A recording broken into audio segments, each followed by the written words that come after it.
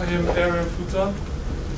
This is ELN 131, analog electronics one, and this is the final project. It was to design BJT phase shift oscillator. So this is the content what I'm gonna talk about in my presentation. We're gonna see what was the objective of the lab, and then I did some research about phase shift oscillator. We're gonna see some of them, and then we're gonna talk about equipment and part list very quickly. And then we're gonna go to the calculation, then problem encountered during the experiments, how I resolve this, and then the discussion. And also the most important question, does the design work? Even if I have good calculation, if it doesn't work, I'm done. So that was the initial design. And as we see, we had a lot of components, but we didn't have values for resistors. So the first things to do was to get all the values. So the objective of the lab was to investigate the details of BJT phase shifts and of course execute the process to make the design work. Then we use the second transistor for that. We also use the wall plug transformer and 3 terminals voltage regulator to use the 12 volts power. So some research, basically, as the other says, the phase shift oscillator is a RC circuit, which is a circuit built with resistance and capacitors, of course. And then the purpose is to shift 180 degrees to the input through an amplifier stage, and 180 degrees again through a second inverting stage, which will give us 360 degrees or 0 degrees. And then we use phase shifts often in audio frequency. And the oscillator gain must be equal to 1.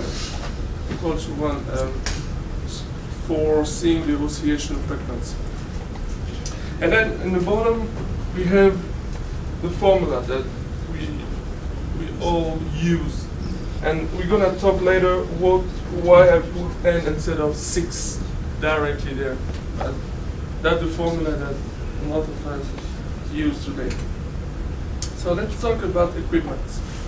For this experiment, I use personally 4 equipment: multimeter, this is supply, the oscillator, and also the wall transformer, the wall plug transformers. And here are the manufacturer, the description, all of them. For example, the transformers as 120 VAC as an input and give a 12 volts DC as an output. So the part lists, we had 7 capacitors there. We use a LED also to make just to make sure that it works. The power regulator, 10 resistors, and also 2 transistors. The 2N, 2222A, and PN. So let's start with calculation. So in the design, we're gonna start with the DC analysis, and the part in blue are where we're gonna start to calculate our resistance. And of course, we know with DC, the capacitors are open, so those resistors, not this one, but this also wouldn't work for that. So as we saw, this is like a voltage divider bias. So for that, we start with the approximative analysis to reach our goal. The first condition with approximative analysis is this one. 10R2 has to be, I get always confused, so less than or greater or equal to beta RE. And to design the circuit, we want also that VE, the emitter voltage, 10% of the VCC. And also, as we had already, data that we has already, we have the IC and the VCE, which are 2 milliamps and 5 volts. And then for Q1, these are all the calculation. Of course, as we say, VE is 10% of VCC, 1.2. And then we had RE, which was just the Ohm's law, VE divided by IC, and gave us 60 amps. R2, we saw the condition in the beginning, and then we just put R2 equal beta RE over 10 and gave us 6K. We have our VB, our R1, our RC, following the formula. And that's very interesting, this part, because we say generally that IC equal IE, but this value gonna help us a lot to find the IB current for the second transistor, and also the IE current. That's how I design it. And of course, when we go back, we're gonna notice that R3, R4, and R7, the parallel R between R1 and R2 will be the same. So that was the first calculation for the first transistor. And then we are now in this part. The basic things we can notice here is that in that point, VC for Q1 equal VB for Q2. And then that point, this one. And then that's the other calculation. Of course, when we see the design, we're gonna see that VCC equal VC, 12 volts, VCQ1 equal VPQ1, RE was chosen, and then we wanted that 10 RC equal to R5 in parallel with beta RC, and then we get the R5 of 1.50 kilohertz. And then VE was finding here.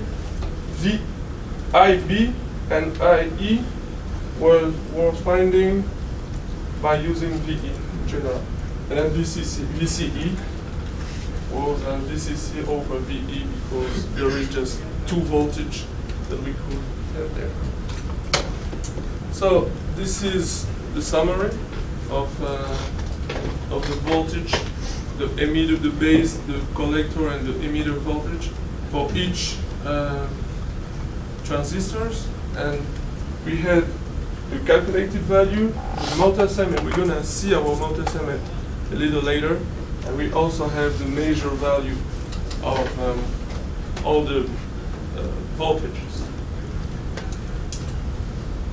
So, problem during the procedure was, the first one was this problem. We didn't really have a satisfying waveform because as we see, we have like a horizontal line there, and that means that we are in saturation, and we really don't want our design being already in saturation. The second one was that on the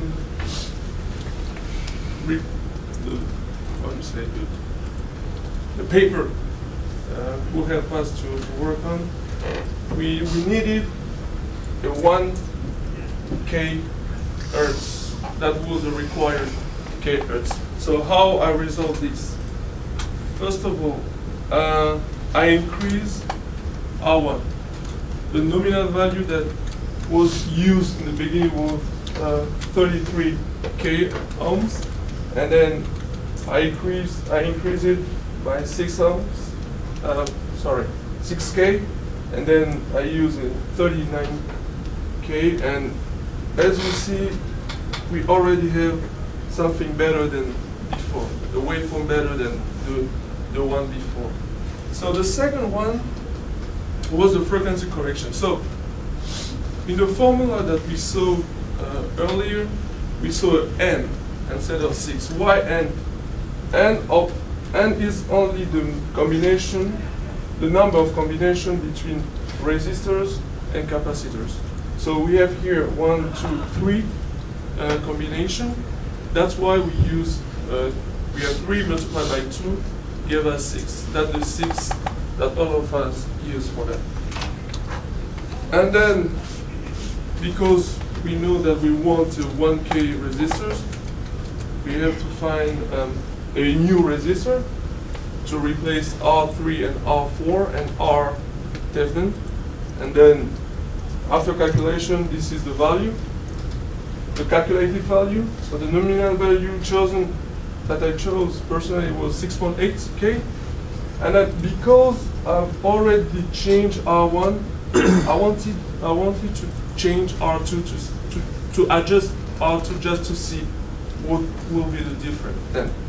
So after the calculation of R2, that was the value, and then the nominal value that I chose was 7.5K for R2. So this is the multi-same. The multi-same after everything, and I also put a wattmeter just to see what will be my power there. And then as you see, the value, all the values was almost the same as my calculation and as my measurement. So I thought that I was in a good shape. So that's my final design. Unfortunately, my PowerPoint didn't really show the whole design, but yes, we can see all the resistors, R1, R3, R4, RC, and this one there is R2. Unfortunately, it cannot be seen very well. And then we have R6, yes, R6, R5, yes, RE, R6, R6. Okay, I'm getting confused a little bit. But yes, you see all the resistance, and you have the LED. The LED was a green one, so the value of the green one was 2.2 volts. So we needed like 5.1K resistors for this LED. And then the sound was pretty good, but a little bit annoying, to be honest. So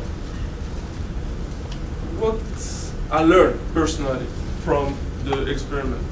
So even though calculation was helpful, it is sometimes not enough. And I say it is necessary to play some types, I'm sorry, this is types instead of types of guessing game to see which resistor we could put there and for having a good waveform. Yes, the output impedance calculated and measured was almost the same. The difference between those was like 5%. So this is okay, 5%. And I gave some specificity. I'm sorry for this blank line. I might forget something there. So the frequency was around 1K. Actually, in my multisim it was 90 hertz, so it was around 1K. The total power dissipated was 87 44 milliamps, and I get 1.18 ohms and efficiency very low actually. So the most important question was, does the circuit work? Well, we're gonna take a look together and see if it really works. Okay. All right. Plug. Hopefully I might have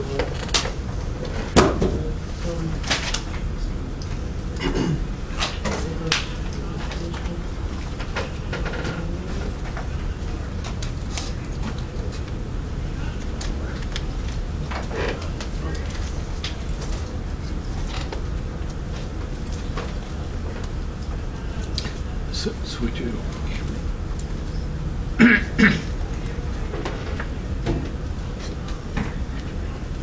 So this is the no load, and it's pretty tough. No, push that back up. No, push it back up to where it was. Where's your circuit? Oh, okay. I want to see your circuit. So this is my circuit. Ah, My entire circuit actually, and you can see the R2 that you couldn't see in my presentation.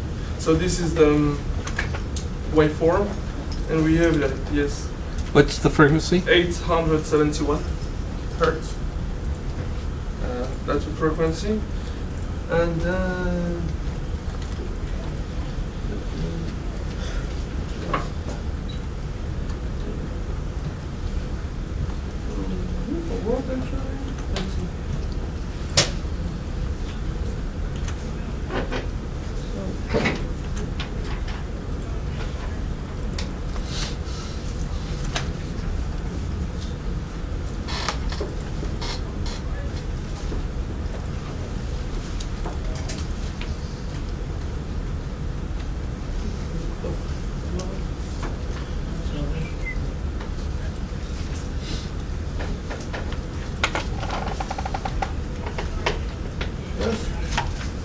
I don't think your speaker's plugged in.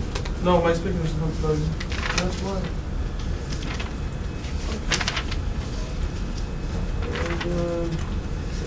Okay. And the frequency is 856 hertz with loads. So that's it.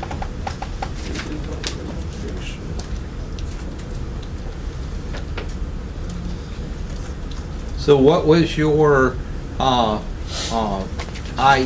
of Q2? The IE of Q2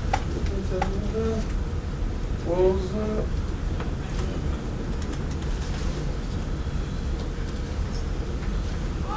okay, when I calculated, it was like 11.48 milliamps, but when I measure it and when I use a simulate a multi-sim, it was around 22 milliamps. So yes, I was very, as your face show, I had the same surprise myself when I get the calculation and all this. Any other questions for Ari? Okay, let's give him a round of applause. 19 minutes.